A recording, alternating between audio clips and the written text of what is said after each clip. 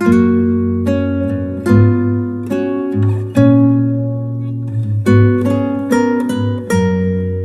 बार की बात है, पहाड़ियों के बीच बसे एक छोटे से गांव में अरुण नाम का एक लड़का रहता था।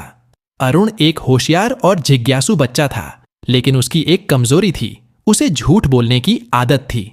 उसका पिता, जो एक समझदार किसान था, उसे अक्सर बेईमानी के खतरों के बारे में चेतावनी देता था, लेकिन अरुण इसे नजरअंदाज कर देता था। सोचता था कि कभी कभार का छोटा झूठ कोई बड़ा नुकसान नहीं कर सकता। एक दिन दोपहर में जब अरुण गांव के किनारे खेल रहा था, वह ऊब गया। गेहूं के खेत दूर दूर तक फैले हुए थे और गांव की भेड़ें शांति से चल रही थीं। शरारती महसूस करते हुए अरुण ने खुद को मनोरंजित करने का एक तरीका सोचा। वह एक पेड़ पर चढ़ गया और जोर जोर से चिल्लाने लगा, बचाओ, एक भेड़िया भेड़ों पर हमला कर रहा है, बचाओ। गांव वालों ने उसकी दिल दहला देने वाली आवाज सुनी, अपने औजार उठाए और उसकी मदद के लिए दौड़ पड़े। जब वे थक कर पहुंचे तो देखा कि भेड़ें आराम से चर रही हैं और अरुण पेड़ पर बैठा हंस रहा है। यहां कोई भेड़िया नहीं है, उसने हंसते हुए कहा, उनकी चिंता पर और भी हंसी उड़ाते हुए। गांव वाले खुश नहीं थे। उन्होंने उसे बेवजह हड़कंप मचाने के लिए डांटा, लेकिन अरुण को यह सिर्फ एक निर्दोष मजाक लगता था। कुछ दिन बाद फिर से ऊबते हुए उसने वही चाल दोहराई। इस बार कम लोग दौड़ते हुए आए, लेकिन जो भी आए वे उसी चिंता के साथ पहुंचे और फिर से अरुण की हंसी का सामना करना पड़ा। एक दिन जब तुम्हें सच में खतरा होगा, तब कोई तुम पर विश्वास नहीं करेगा, गांव के बुजुर्ग ने चेतावनी दी, अपना सिर हिलाते हुए। लेकिन लड़के ने उस समझदारी भरी बात पर ध्यान नहीं दिया। वह अपनी चालों के मजे में इतना उलझा हुआ था कि परिणामों के बारे में नहीं सोचा।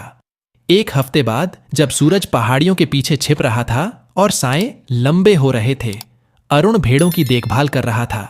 तभी अचानक उसकी नजर एक बड़े भेड़िए पर पड़ी, जो खेत के किनारे खड़ा था। उसकी आंखें अंधेरे में चमक रही थीं और उसने अपने तेज दांत दिखाते हुए भेड़ों की तरफ रुख किया। डर के मारे अरुण तेजी से पास के एक पेड़ पर चढ़ गया और चिल्लाने लगा, बचाओ, इस बार सच में भेड़िया आया है, कृपया मदद करो। लेकिन इस बार कोई नहीं आया।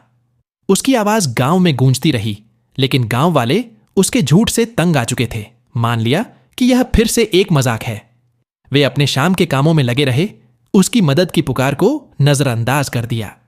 भेड़िए ने भेड़ों पर हमला किया और अरुण पेड़ पर बैठा हुआ बेबस होकर सब कुछ देखता रहा। जब गांव वाले बाद में अरुण की खोज खबर लेने आए तो उन्होंने उसे बची हुई भेड़ों के पास चुपचाप बैठे हुए पाया। उसकी आंखों से आंसू बह रहे थे। तुम लोग क्यों नहीं आए? वह रोते हुए बोला। मैं इस बार झूठ नहीं बोल रहा था।